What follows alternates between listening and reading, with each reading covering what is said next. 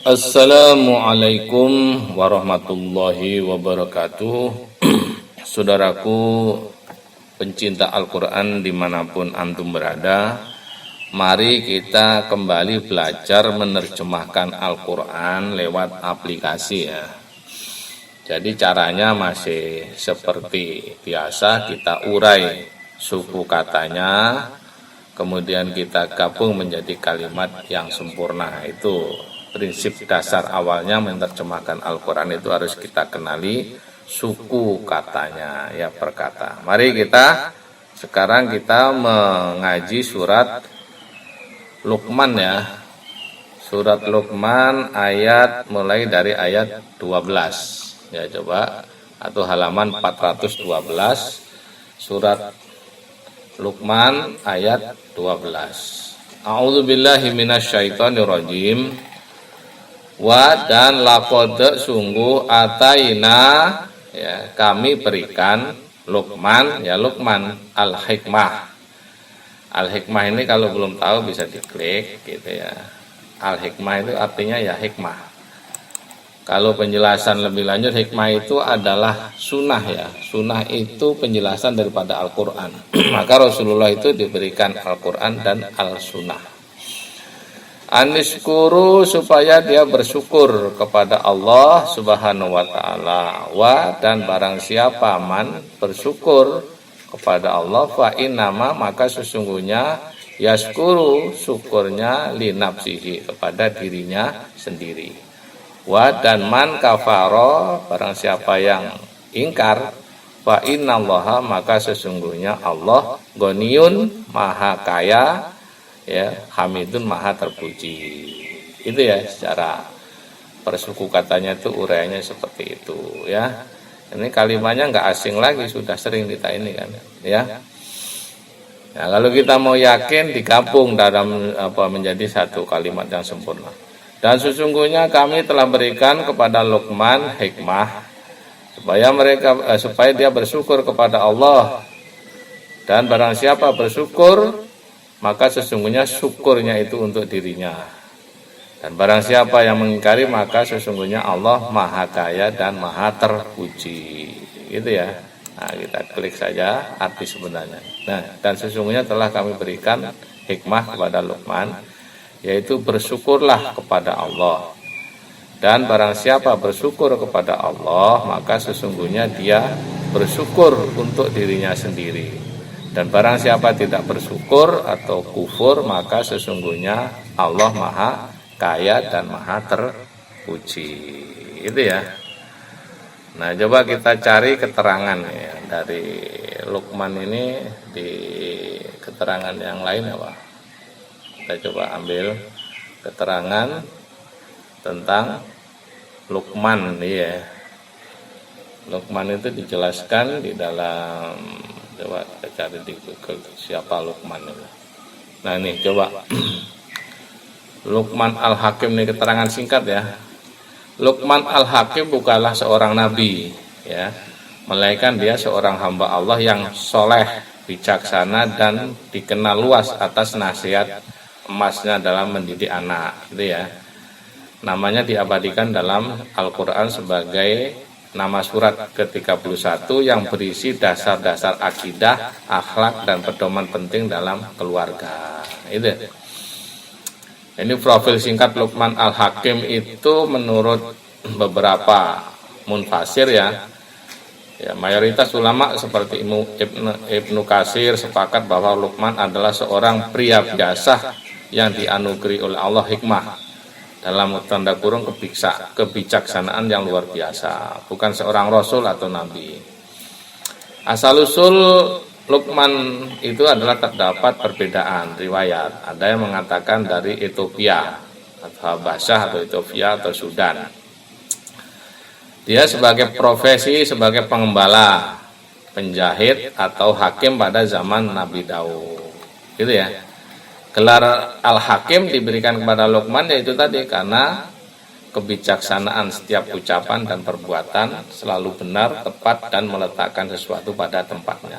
Itu kurang lebih ya keterangan siapa sih sebenarnya Luqman yang diabadikan di dalam Al-Quran tersebut. Baik ya. Berikutnya ini mulai ini ya apa wasiatnya. Wa'id dan ketika qala Luqman berkata li banihi kepada anak-anaknya, wahwa dan dia ya'iduhu. Nah, ya'iduhu kalau belum tahu diklik ya'iduhu, memberikan pelajaran atau memberikan nasihat kepada anaknya. Ya bunaya, wahai anakku, la janganlah tusrik, kalian mensekutukan, atau tusrik itu syirik ya, kamu mempersekutukan billahi ya, mempersekutukan dengan Allah. Inna syirka sesungguhnya kesyirikan itu la zulmun azim.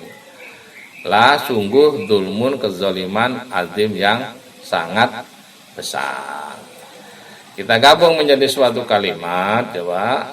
Dan sesungguhnya dan ingatlah gitu ya, ketika Luqman berkata kepada anak-anaknya dan dia dalam rangka memberikan pelajaran atau nasihat, wahai anakku, jangan kamu mensekutukan dengan Allah. Sesungguhnya mensekutukan dengan Allah itu la zulmun azim, sungguh kezaliman yang sangat besar. Gitu ya, kita klik coba. Ya, apaan? Agak digeser sedikit ya kalau enggak itu. Nah, itu. Dan ingatlah ketika Luqman berkata kepada anaknya ketika dia memberi pelajaran kepadanya, wahai anakku, janganlah engkau mensekutukan Allah. Sesungguhnya mempersekutukan Allah itu adalah benar-benar kezaliman yang sangat besar. Itu ya. Jadi kalau kita mau ambil ibrah pelajaran di dalam ayat ini, sebelum kita mengajarkan yang lain kepada anak-anak kita, maka pertama kali yang kita ajarkan yaitu tentang akidah, tentang tauhid. Itu ibrahnya ya. Jadi pertama itu anak kita bekali akidah, tauhid ya, bagaimana cara mengesahkan Allah ya, apa itu syirik, apa itu tauhid, atau apa itu kafir, apa itu iman. Nah, kita harus jelaskan kepada anak-anak kita. Ini ibrahnya. Yang kedua, scroll ke atas ayat 14. Wa wasainal insanu. Wa wasaina, kalau belum tahu diklik saja. Dan kami wasiatkan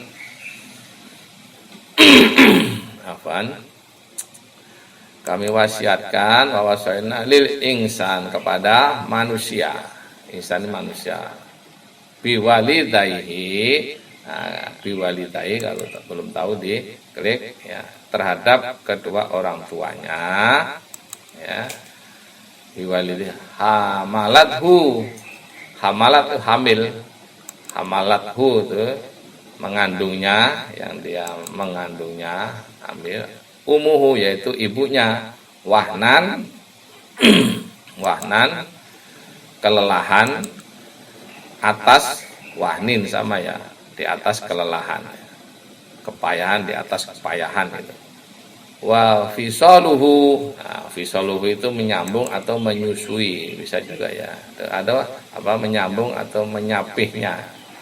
Wa fisaluhu menyapihnya ya, fi amain, fi pada amain. Amain itu dua ya, amain itu 2 waktu atau 2 tahun gitu ya. Coba klik ya, 2 tahun.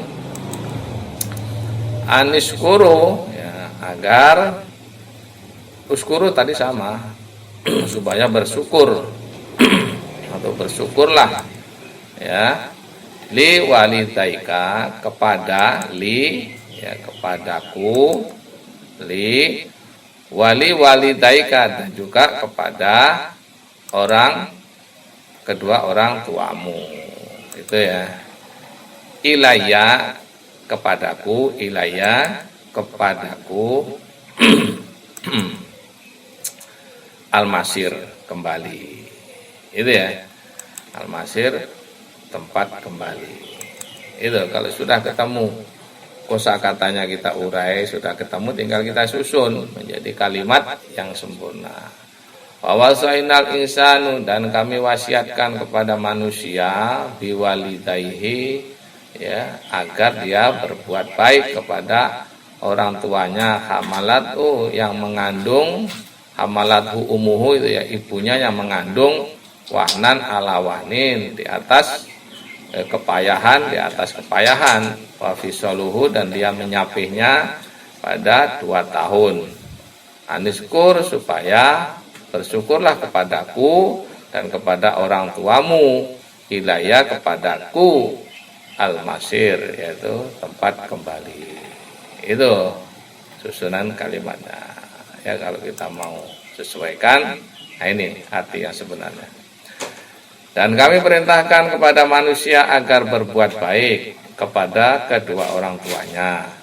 Ibunya telah mengandungnya dalam keadaan lemah dan bertambah-tambah, itu ya, wahnan ala wahnin tadi, lemah dan bertambah-tambah, itu di terjemahannya itu. Dan menyapihnya dalam usia 2 tahun, ya. Bersyukurlah kepadaku dan kepada kedua orang tuamu, hanya kepada akulah kembalimu, gitu ya. Ada catatan kaki itu, 1 tanda kurung itu, coba kita klik, cari apa penjelasan 1 ini, kita klik. Selambat-lambat waktu menyapih ialah sampai anak berumur 2 tahun, itu ya. Wafisaluhu fi amain tadi lah, menyapihnya ya selama 2 tahun, itu ya. Apa pelajarannya, apa yang bisa kita taburi setelah di atas tadi? Luqman memberi nasihat kepada anaknya, 1, jangan sampai mensekutukan Allah, berbuat syirik. Yang kedua, berbakti kepada orang tua. Intinya ini ya, berbakti kepada orang tua, khususnya ibunya yang mengandungnya, di atas kelemahan dan kelemahan, ya. Jadi maksud kelemahan itu mulai hamil muda sampai bertambah tua, perutnya semakin besar-besar, itu ya dianggap kesusahan, ya, kelemahan itu, ya, kesulitan. Karena hamil itu orang normal saja kalau disuruh bawa, nggak usah banyak-banyak dah, setengah kilo saja suruh nempelin di perutnya, jangan dilepas kemana saja dia pergi. Nah itu pasti kita akan merasa gelisah, merasa susah, itu cara membayangkannya, gitu kurang lebih seperti itu. Jadi ibu kita itu membawa kita mulai masih berupa halakoh, air mani sampai gumpalan darah, kemudian bertambahlah berat, bisa 1 kilo, 2 kilo, bahkan lebih. Nah itu dalam perut tidak diletakkan sesaat pun, gitu. Maksudnya di ayat ini tuh arahnya itu ke situ ya, kalau kita ya. Itulah, jadi kita disuruh berbakti kepada kedua orang tua. Setelah kita berbuat syirik, disuruh berbakti kepada kedua orang tua. Gitu inti 2 ayat ini. Ya, insya Allah lain kesempatan kita teruskan ya ayat berikutnya. Ini suatu nasihat yang perlu kita renungkan, perlu kita dakwahkan kepada keluarga kita, anak-anak kita, supaya kita benar-benar beragama ini di atas ilmu dan keyakinan, dan menempatkan prioritas keimanan, amalan ini ya sesuai dengan tempatnya. Jangan kita sudah sholat, zakat, saum, naik haji tapi nggak ngerti apa itu iman, nggak ngerti apa itu tauhid. Ya, itu maka ini pertama kali yang didakwahkan oleh Luqman kepada anak-anaknya tentang kesyirikan. Taib ya, kebenaran datangnya dari Allah, kekurangan atas diri saya ambil saja yang benar, maafkan segala kesalahannya atau tinggalkan yang tidak benar ya. Kita akhiri, assalamualaikum warahmatullahi wabarakatuh.